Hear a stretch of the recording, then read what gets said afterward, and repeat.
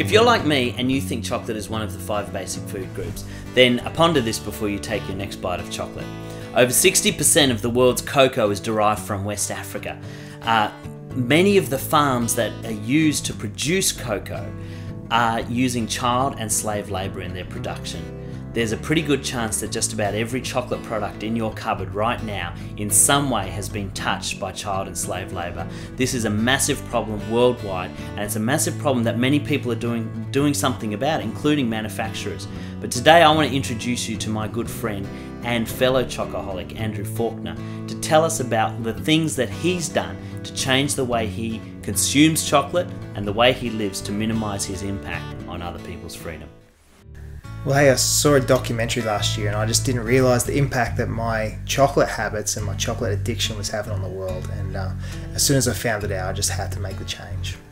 Look, it's pretty easy. Kind of started researching which of the brands actually had a Fairtrade equivalent and just made the change straight away. It hasn't been easy all the time. You know, there's some of the flavours that I've loved that I've had to part with. However, just being able to enjoy it with a clear conscience has been far worth it.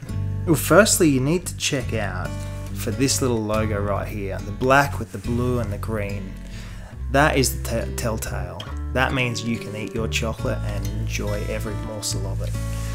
It's not just Cadbury either. There are other brands like Green and Black's Organic.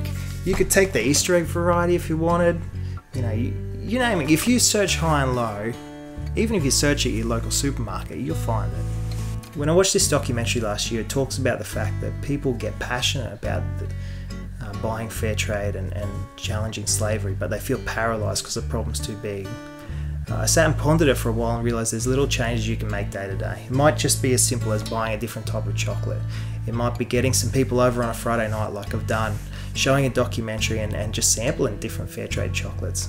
Hey, it's worthwhile doing. As I've said to a few people at my work, you know, some people like to eat their eggs with the conscience of knowing that it wasn't manufactured by chickens in cages. I enjoy eating my chocolate knowing that it wasn't made by children kept in cages. We can tackle this, we can change the world, and we can all do it together. Every little bit counts.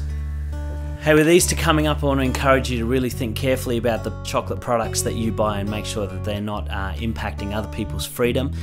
There are a number of products out there for Easter that are fair trade, Cadbury being one of them. They're making an Easter egg that's fair trade. Important that you look for the logo. That's the fair trade logo up the top right hand corner, because many of their eggs have the bunny on them, but only the ones with the Fairtrade logo are actually ensuring that no child labour and slave labour has been used.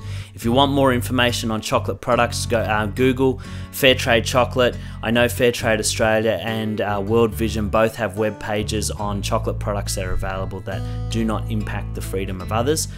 So it's time for chocoholics to unite. The more noise we make about this, the more retailers and chocolate manufacturers are going to realise that it's a viable product, and we're going to ensure that our chocolate consumption is not impacting on the freedom of others. Thanks.